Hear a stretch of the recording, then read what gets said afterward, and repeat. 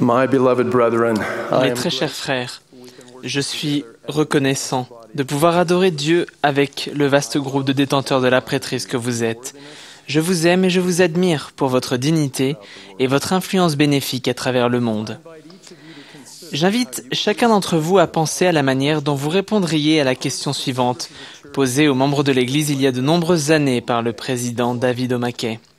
Je cite, « Si à l'instant, chacun de vous devait énoncer en une seule phrase le trait le plus caractéristique de l'Église de Jésus-Christ des Saints des derniers jours, quelle serait votre réponse ?» Fin de citation. La réponse du président McKay à sa propre question était « l'autorité divine de la prêtrise ». L'Église de Jésus-Christ des Saints des derniers jours se différencie d'autres églises qui affirment que leur autorité découle de la succession historique des Écritures ou de la formation théologique. Nous déclarons, et cela nous est propre, que l'autorité de la prêtrise a été conférée directement par des messagers célestes à Joseph Smith, le prophète, par l'imposition des mains. Mon discours traite de la prêtrise divine et des pouvoirs du ciel. Je prie avec ferveur pour que l'Esprit du Seigneur nous aide dans notre étude commune de ces importantes vérités. La prêtrise est l'autorité de Dieu déléguée aux hommes sur la terre pour agir en toutes choses pour le salut de ses enfants. La prêtrise est le moyen par lequel le Seigneur agit à travers les hommes pour le salut des âmes.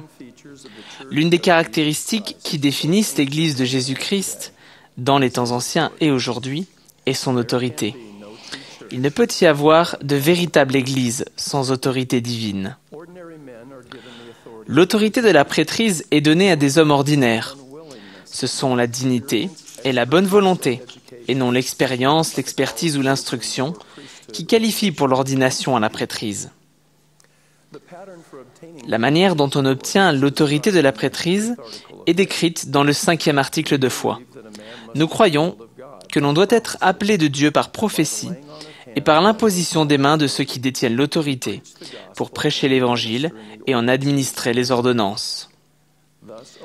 Ainsi, un garçon ou un homme reçoit l'autorité de la prêtrise et est ordonné à un office déterminé par quelqu'un qui détient déjà la prêtrise et y a été autorisé par un dirigeant détenant les clés de la prêtrise nécessaires.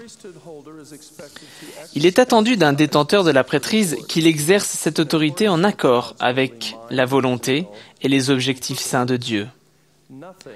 Dans la prêtrise, rien n'est égoïste. La prêtrise est toujours utilisée pour servir, pour bénir et pour renforcer d'autres personnes. On reçoit la prêtrise supérieure par une alliance solennelle qui comprend l'obligation d'agir dans l'autorité et l'office que l'on a reçu.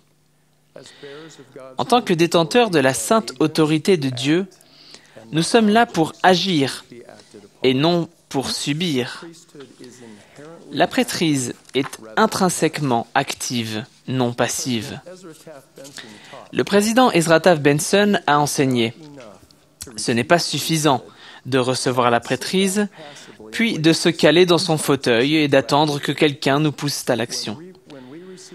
Quand nous recevons la prêtrise, nous avons l'obligation de devenir activement et sincèrement engagés à promouvoir la cause de la justice sur terre, parce que le Seigneur a dit « Celui qui ne fait rien tant qu'on ne le lui a pas commandé, et qui reçoit un commandement le cœur indécis, et le garde avec paresse, celui-là est condamné. » Fin de citation. Le président Spencer W. Kimball a également souligné la nature active de la prêtrise. Je cite, « On viole l'alliance de la prêtrise en transgressant les commandements, mais aussi en négligeant ses devoirs. En conséquence, pour enfreindre cette alliance, il suffit de ne rien faire. » Fin de citation. En faisant de notre mieux pour nous acquitter de nos responsabilités de la prêtrise, nous pouvons avoir la bénédiction de jouir du pouvoir de la prêtrise. Le pouvoir de la prêtrise est le pouvoir de Dieu en action à travers des hommes et des garçons comme nous et requiert la justice personnelle, la fidélité, l'obéissance et la diligence.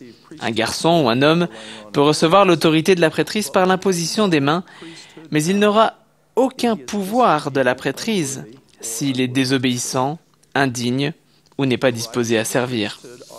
Les droits de la prêtrise sont inséparablement liés au pouvoir du ciel, et les pouvoirs du ciel ne peuvent être maîtrisés ou utilisés que selon les principes de la justice.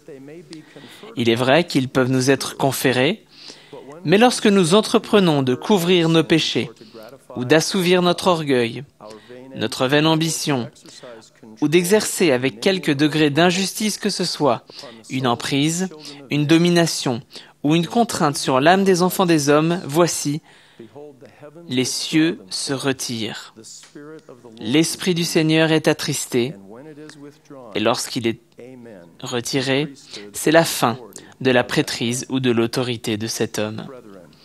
Mes frères, il est inacceptable pour le Seigneur qu'un garçon ou qu'un homme reçoive la prêtrise, mais néglige de faire ce qui est nécessaire pour se qualifier pour avoir le pouvoir de la prêtrise. Les détenteurs de la prêtrise, jeunes et vieux, ont besoin de l'autorité et du pouvoir, la permission nécessaire et la capacité spirituelle de représenter Dieu dans l'œuvre du salut. J'ai été élevé dans un foyer avec une mère fidèle et un père merveilleux. Ma mère descendait de pionniers qui avaient tout sacrifié pour l'Église et le royaume de Dieu. Mon père n'était pas membre de notre Église et avait voulu devenir prêtre catholique dans sa jeunesse. Finalement, il a choisi de ne pas entrer au séminaire et est devenu fabricant d'outils et de teintures. Pendant une grande partie de sa vie d'homme marié, mon père a assisté aux réunions de l'Église de Jésus-Christ des Saints des Derniers Jours avec notre famille. En fait, la plupart des gens de notre paroisse ne savaient pas que mon père n'était pas membre de l'Église. Il jouait dans l'équipe de softball de notre paroisse et l'entraînait, aidait aux activités scouts et soutenait ma mère dans ses divers appels et responsabilités. Je voudrais vous parler d'une des grandes leçons que mon père m'a données à propos de l'autorité et du pouvoir de la prêtrise. Lorsque j'étais enfant, je demandais à mon père plusieurs fois par semaine quand il allait se faire baptiser. Il me répondait avec amour mais fermement chaque fois que je le harcelais. « David, je ne deviendrai pas membre de l'Église pour ta mère, pour toi ou pour qui que ce soit d'autre. Je deviendrai membre lorsque je saurai que c'est la chose à faire. » Je pense que j'ai eu la conversation avec mon père au début de mon adolescence. Nous rentrions tout juste de nos réunions du dimanche et j'ai demandé à mon père quand il allait se faire baptiser. Il m'a souri et a dit « Tu es celui qui me parle toujours de me faire baptiser. Aujourd'hui, je voudrais te poser une question. » J'ai tout de suite conclu avec excitation que maintenant nous faisions des progrès.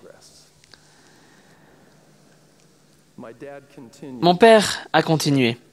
« David, ton Église enseigne que la prêtrise a été enlevée de la terre dans les temps anciens et a été rétablie par des messagers célestes par l'intermédiaire du prophète Joseph Smith, n'est-ce pas ?» J'ai répondu que c'était vrai. Alors il a dit « Voici ma question.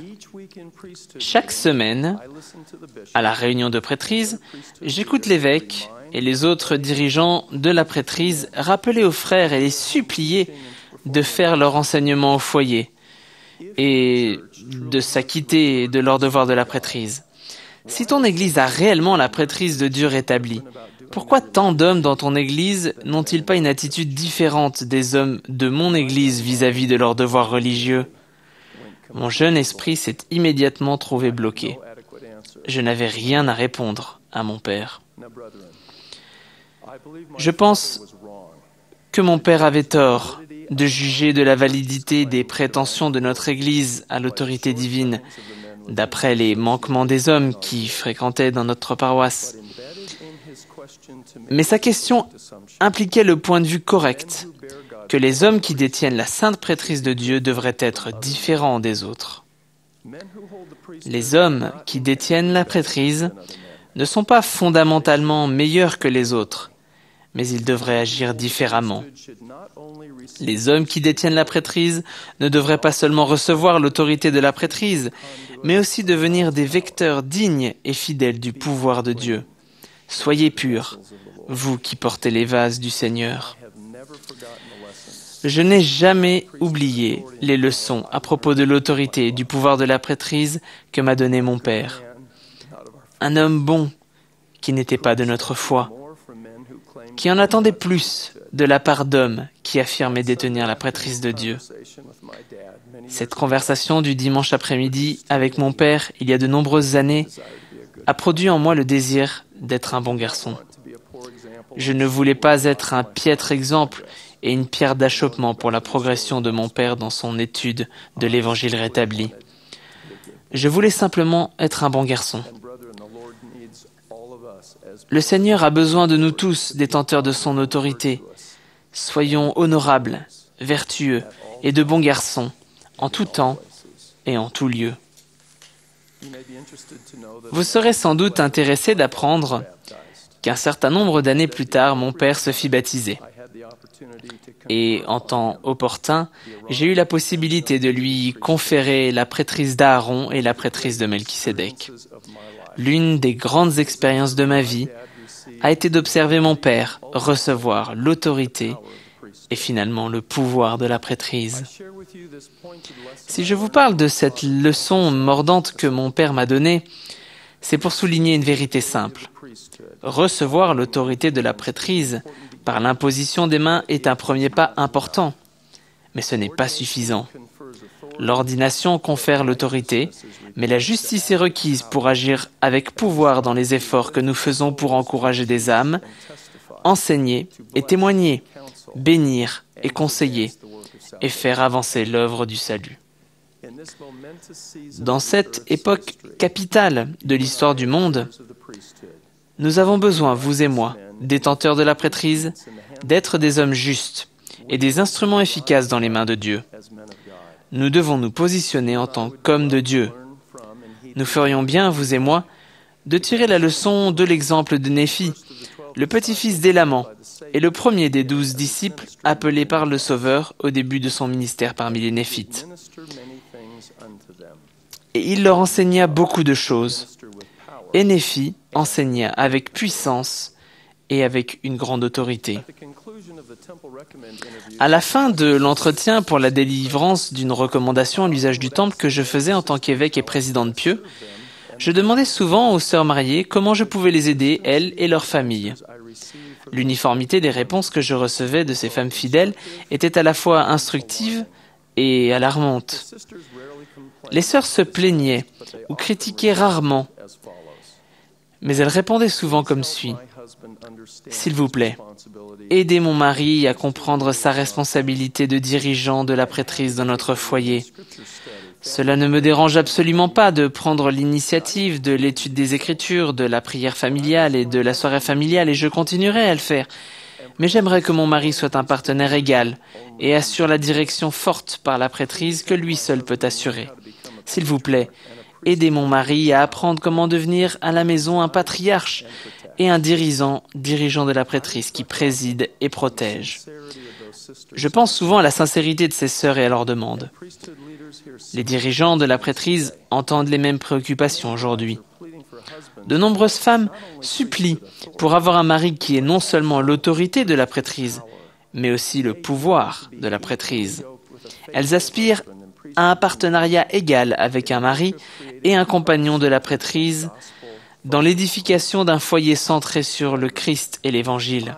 Mes frères, je vous promets que si nous méditons dans la prière sur les supplications de ces sœurs, le Saint-Esprit nous aidera à nous voir tels que nous sommes vraiment et nous aidera à reconnaître ce que nous devons changer et améliorer. Et c'est maintenant, mes frères, qu'il faut agir. Ce soir, je réitère les enseignements du président Monson, qui nous a invités à être des exemples de justice. Il nous a maintes fois rappelé que nous sommes les messagers de Dieu et que nous avons droit à son aide en fonction de notre dignité.